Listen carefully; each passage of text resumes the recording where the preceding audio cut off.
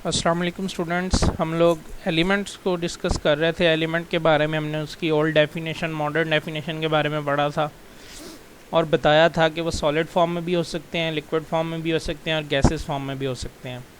उसके बाद हमने नेक्स्ट चलना है, एलिमेंट्स को उनकी प्रॉपर्टीज़ की बेस पे डिफ्रेंशिएट किया गया है या डिवाइड किया गया है उनकी खसूसियात की बेस पर। अब एलिमेंट्स अपनी खसूसियात के लिहाज से तीन तरह के हैं, या तो वो मेटल्स होंगे, या नॉन मेटल्स होंगे, या फिर मेटलॉइड्स होंगे। एलिमेंट्स को उनकी प्रॉपर्टीज़ के लिहाज से तीन तरह के एलिमेंट्स में डिवाइड किया गया है, मेटल्स, नॉन मेटल्स और मेटलॉइड्स। अब मेटल्स क्या हैं? मेटल्स वो चीज़ें हैं जो हीट और इलेक्ट्रिसिटी को कंडक्ट करती हैं। इनमें से हीट और इलेक्ट्रिसिटी गुजर जाती है, जैसा कि हम एग्जांपल ले लें आयरन की, लोहे की।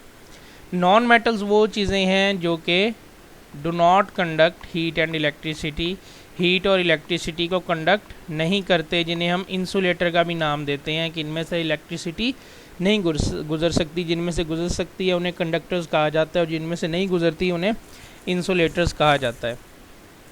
मेटल्स वो हैं जो हीट और इलेक्ट्रिसिटी को कंडक्ट करते हैं, अपने अंदर से गुजरने देते हैं। नॉन मेटल्स वो हैं जो हीट और इलेक्ट्रिसिटी को कंडक्ट नहीं करते।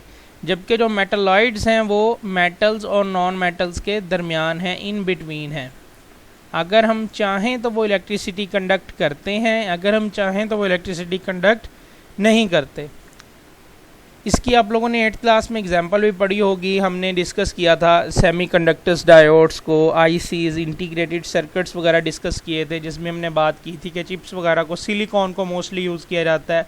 इसकी सबसे बेस्ट एग्जांपल सिलिकॉन दी जाती है, जिसे सोलर प्लेट्स में भी इस्तेमाल किया जाता है कि जब हमें चाहिए होता है, जब हमारी मर्ज़ी होती है तो हमारी मर्ज़ी के मुताबिक वो इलेक्ट्रिसिटी कंडक्ट करते हैं, जब नहीं चाहिए होता तब कंडक्ट नहीं करते।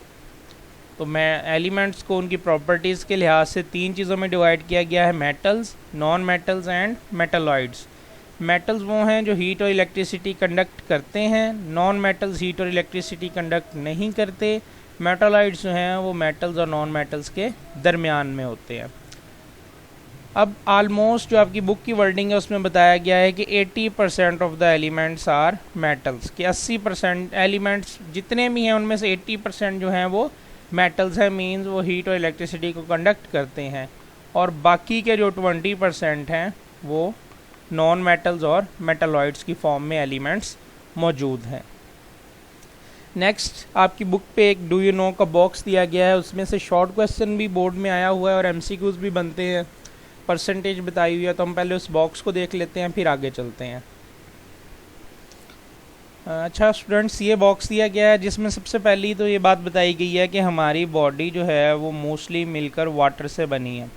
आलमोस्ट 65 to 80% बाय मास हमारी बॉडी में वाटर मौजूद है। तो ये एमसीक्यूज़ आपसे पूछा जा सकता है कि हमारी बॉडी में वाटर की परसेंटेज जो है वो कितनी है, या मेजर कॉन्स्टिट्यूएंट हमारी बॉडी का क्या है, वो वाटर है। उसके बाद पूछा जाता है कि हमारी बॉडी का 99% जो मास है वो कौन से 6 एलिमेंट्स बनाते हैं। तो उनके नाम बताए गए हैं। 6 elements constitute about 99% of our body mass. हमारे बॉडी मास का 99% ये 6 एलिमेंट्स बनाते हैं। नंबर 1 ऑक्सीजन जो कि 65% होता है, carbon 18%, hydrogen 10, nitrogen 3, calcium 1.5 and phosphorus 1.5। अगर आपसे 6 एलिमेंट्स वाला क्वेश्चन हो रहा है तो ये 2 लाइन्स उसका आंसर होंगी। नेक्स्ट ये एमसीक्यूज़ के हवाले से आपने याद कर लेना है कि पोटेशियम, सल्फ़र, मैग्नीशियम, सोडियम जो है 0.8% हमारा बॉडी मास बनाते हैं, जबकि copper, zinc, fluorine, chlorine, cobalt, manganese ये 0.2% बनाते हैं। मतलब ये सारे एलिमेंट्स हमारी बॉडी में प्रेजेंट हैं। 99% जो 6 एलिमेंट्स बनाते हैं मेजर वही हैं और मोस्टली उनके बारे में ही पूछा जाता है, oxygen, carbon, hydrogen, nitrogen, calcium और फास्फोरस। और दूसरी चीज़ कि हमारी बॉडी जो 65 to 80% है, हमारी बॉडी में वाटर मौजूद है, पानी मौजूद है। नेक्स्ट हम देख लेते हैं, नेक्स्ट बताया गया है सिंबल्स के बारे में। एलिमेंट्स को रिप्रेजेंट करने के लिए हम सिंबल का इस्तेमाल करते हैं। एलिमेंट्स को रिप्रेजेंट करने के लिए सिंबल का इस्तेमाल किया जाता है।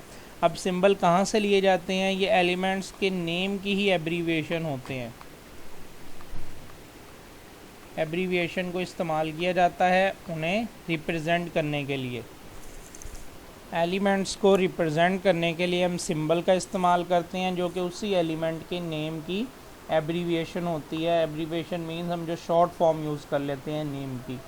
अब ये जो एब्रीविएशन है, ये शॉर्ट फॉर्म है, ये हम किन ज़बानों से ले सकते हैं? ये 3 ज़बानों से ले सकते हैं।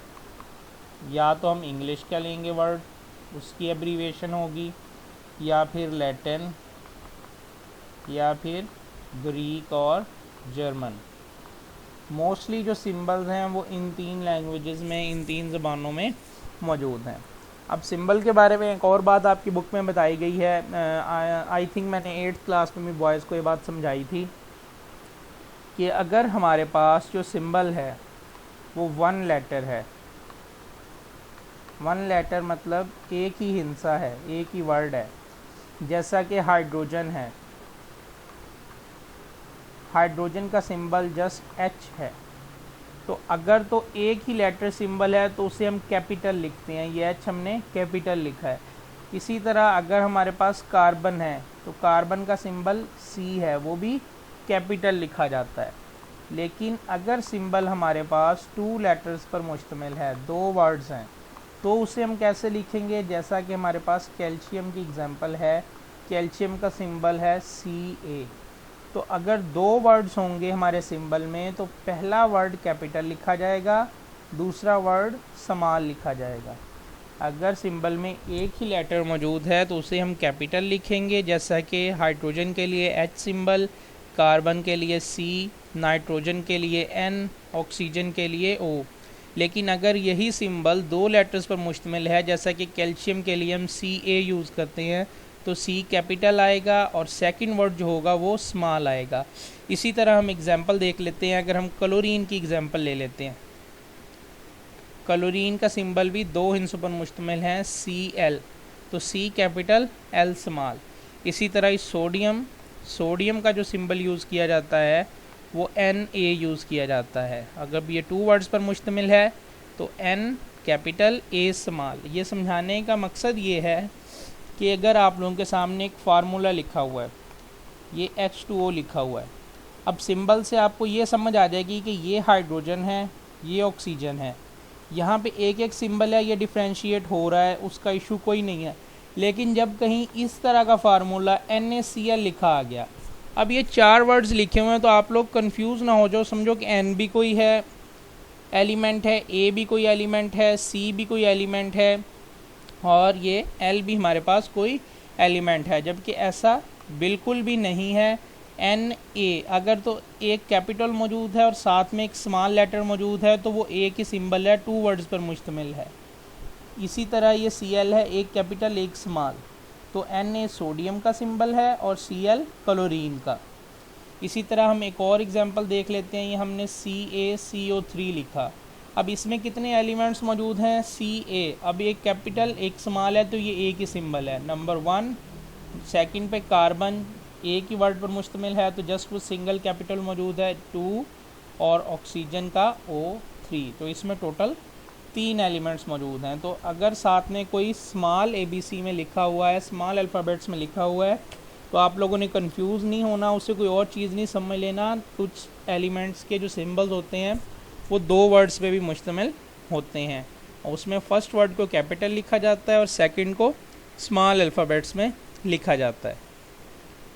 तो उम्मीद है आप लोगों को समझ आ गया होगा आज का टॉपिक। तो हम ऐसा करते हैं, इसको आपकी बुक की वर्डिंग को डिस्कस कर लेते हैं। नेक्स्ट इंशाल्लाह कल हम वैलेंसी के बारे में पढ़ेंगे। वैलेंसी थोड़ा सा लेंथी टॉपिक है, तो आज अगर हम इसके साथ उसे डिस्कस करेंगे तो बहुत ज़्यादा लेंथी हो जाएगा और आपको समझ भी इतना अच्छा नहीं आएगा। तो हम जस्ट आज सिंबल को ही डिस्कस करेंगे, वैलेंसी को हम इंशाल्लाह कल डिस्कस कर लेंगे। अब हम आपकी बुक की वर्डिंग देख लेते हैं कि उधर क्या लिखा गया है। ये आपकी बुक के ही मैंने ये वर्डिंग ली है, वहाँ से कॉपी की है। तो सबसे पहले तो सिंबल की अगर आपसे डेफिनेशन पूछी जाए तो आपने स्टार्ट यहाँ से लेना है कि elements are represented by symbols. Elements को सिंबल से रिप्रेजेंट किया जाता है। अब सिंबल्स क्या हैं? Which are abbreviation of the name of elements, जो एलिमेंट्स के नेम की एब्रीविएशन है, मीन्स शॉर्ट फॉर्म हम यूज़ कर रहे हैं। अब a symbol is taken from the name of that element, symbol को उसी एलिमेंट के नेम से लिया जाता है, या तो इंग्लिश, लैटिन, ग्रीक और जर्मन में, इन ज़बानों में वो होगा।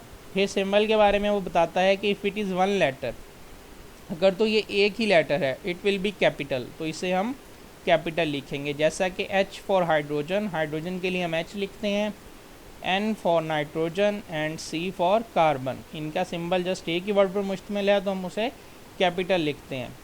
इन केस ऑफ टू लेटर्स, अगर सिंबल में दो लेटर्स शामिल हैं, only first letter is capital, फिर हम जस्ट पहले लेटर को कैपिटल लिखते हैं।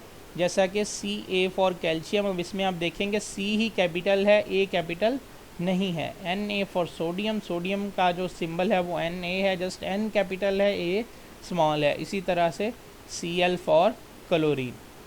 तो यहाँ तक आप लोगों ने तैयार करना है। नेक्स्ट वैलेंसी को हम इंशाल्लाह कल डिस्कस करेंगे। उम्मीद है आप लोगों को समझ आ गया होगा। अगर कोई बात नहीं समझ आई तो आप लोग पूछ सकते हो।